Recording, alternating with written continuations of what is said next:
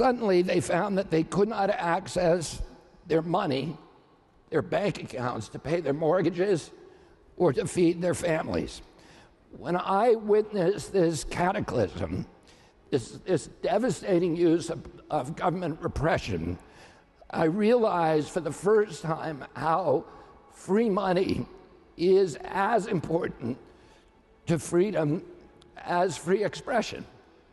And as president, I will make sure that your right to hold and use Bitcoin is inviolable.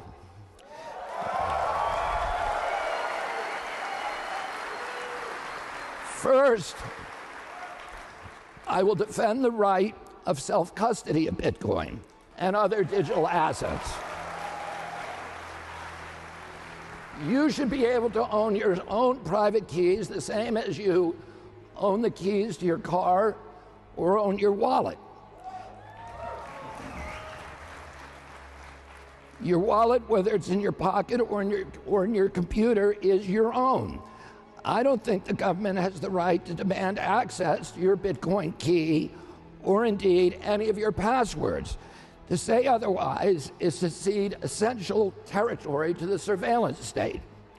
Second, I will uphold the right to run a node at home.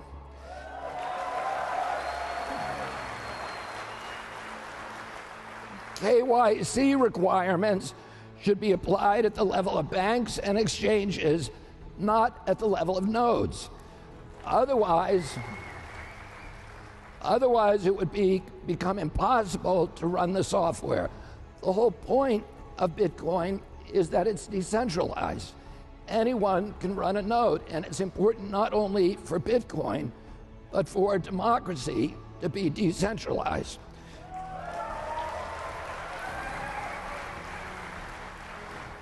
Third, I will defend use-neutral .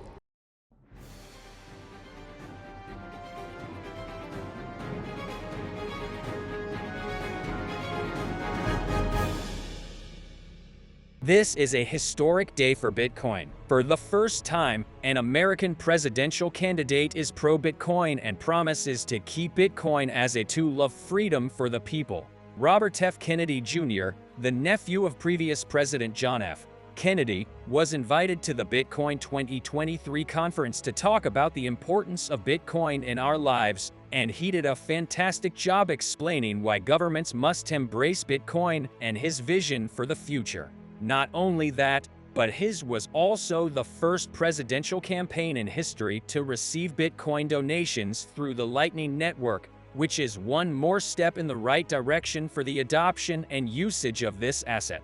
In this video, we will see a part of his speech, so please pay attention until the end and share it on your social media so your friends and family can watch it too.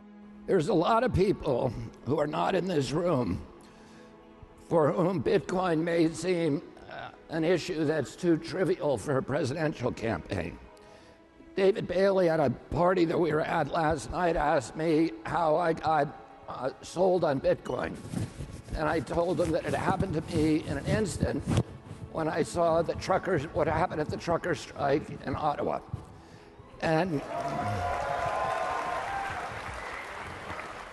a few months before that, I had gone to Italy and I had given a public speech to a large crowd in Italy about the dangers of digital currency, and particularly programmable currency that could be used by governments to enforce, to punish bad behavior in combination with surveillance systems and facial recognition systems that the government would know when you were doing something wrong and could change your credit card. And this is what's happening in China. So they would only purchase groceries within maybe a 5-minute walk of your home.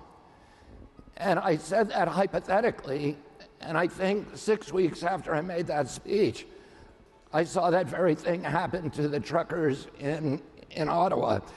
As most of you know, that trucker strike was a peaceful demonstration of people who were demanding rights that are sacred and are taken for granted for every American. The right to be free of government mandates, the right for free assembly, the right for free speech, the right to petition our government, all of those things that we take for granted. And nonetheless, and it was a peaceful demonstration, nonetheless, the Canadian government fiercely repressed the truckers' protests. Government officials declared a state of emergency. They suppressed free speech. Perhaps most alarmingly, they froze the bank accounts of hundreds of protesters and their supporters, which they identified using surveillance and data monitoring technologies. Some of these lawful and peaceful protesters, none of these lawful and peaceful protesters had violated any law. They had not been charged, and they certainly had not been convicted. But suddenly they found that they could not access their money, their bank accounts, to pay their mortgages or to feed their families. When I witnessed this cataclysm, this devastating use of government repression, I realized for the first time how free money is as important to freedom as free expression. Technology has dangerously expanded the capacity for governments and corporations to control our lives. Distant, impersonal, multinationals and authoritarian technologies have usurped the realms of human activity that were once private or held by a community. They monitor our every movement, our communications, our every transaction. And the technologies they use to monitor us can also be used to control us. Led by the United States, liberal democracies across the globe suddenly pivoted during the pandemic and used that crisis as an excuse to trample essential constitutional rights and freedoms. Governments suspended the rights to free assembly, the freedom of worship, property rights, trial by jury, and they censored free speech in the name of combating misinformation and disinformation. We lost our freedom to travel. The mandates cost us even sovereignty over our own bodies. Some might say, well, those were just temporary restrictions and temporary suspensions of our rights. But the Constitution has no pandemic exception. And what is Bitcoin in the eyes of this candidate? Bitcoin is a bulwark against precisely this kind of government and corporate expansion and intrusion. In fact, it has been used. Please pay close attention to his promises. It has been used to bypass oppressive government controls over the monetary systems, as in Canada and Myanmar. As president, I will make sure that your right to hold and use Bitcoin is inviolable.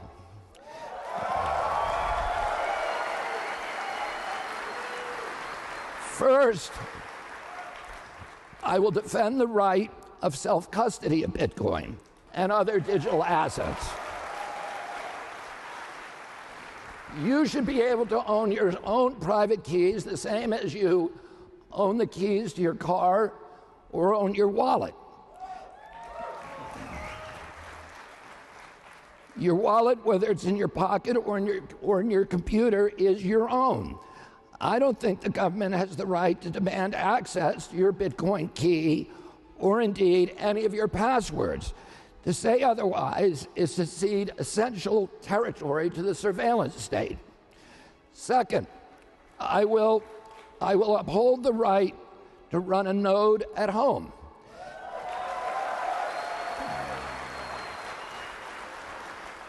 KYC requirements should be applied at the level of banks and exchanges, not at the level of nodes. Otherwise it would become impossible to run the software.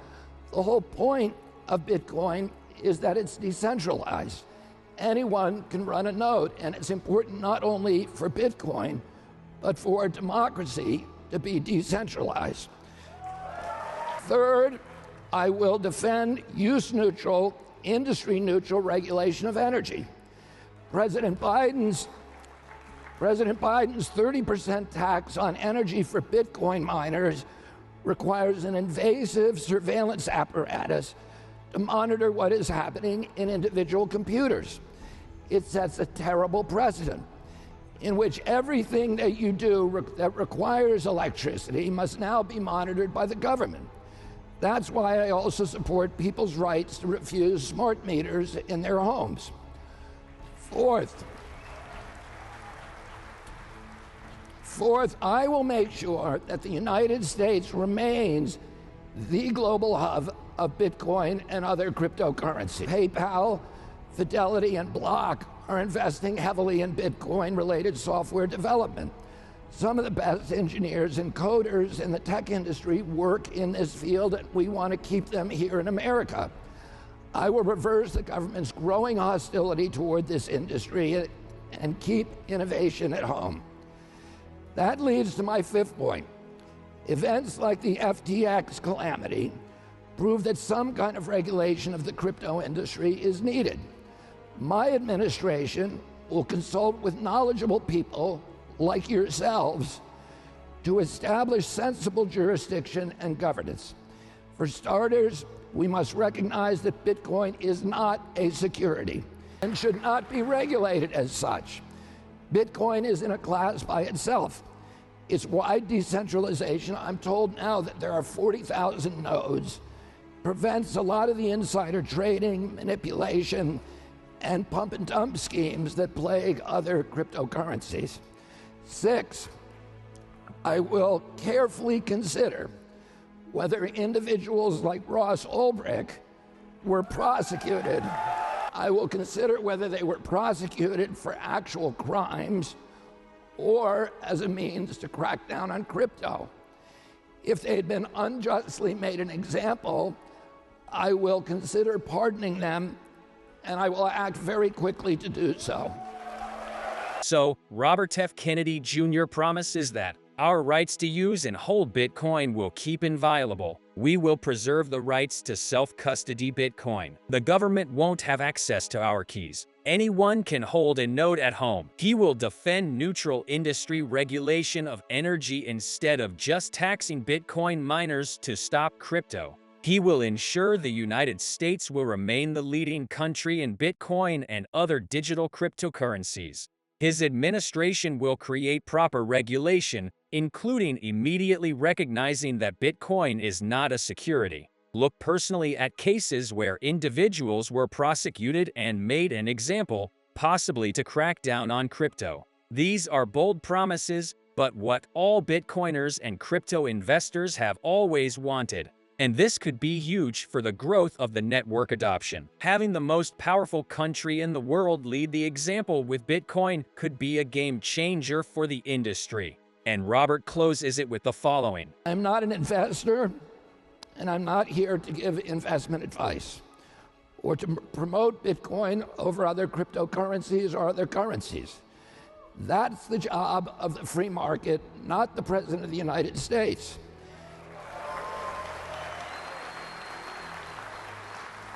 My interest is one, I am an ardent defender and a lifelong defender of civil liberties.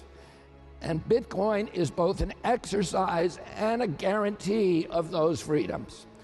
2, Bitcoin is a major generator of the kind of innovation our country now needs.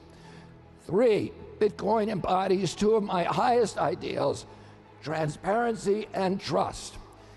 Americans have come to distrust the government, including the way that it has manipulated our money supply to benefit the very rich and to prosecute endless wars. Bitcoin is a neutral currency, beyond the ability of government or indeed any authority to manipulate.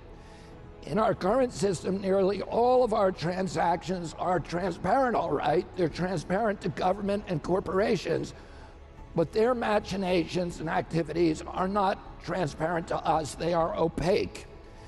The public ledger of Bitcoin makes every transaction transparent to everyone. It might therefore be a harbinger of a future in which the government is transparent to the people, and that would be democracy. What do you think? Is Robert F. Kennedy Jr. the president not only the US but the whole world needs for crypto to thrive? Let us know your thoughts in the comments below. And please leave a like and subscribe for more daily crypto and updates from the Bitcoin 2023 conference. Thanks.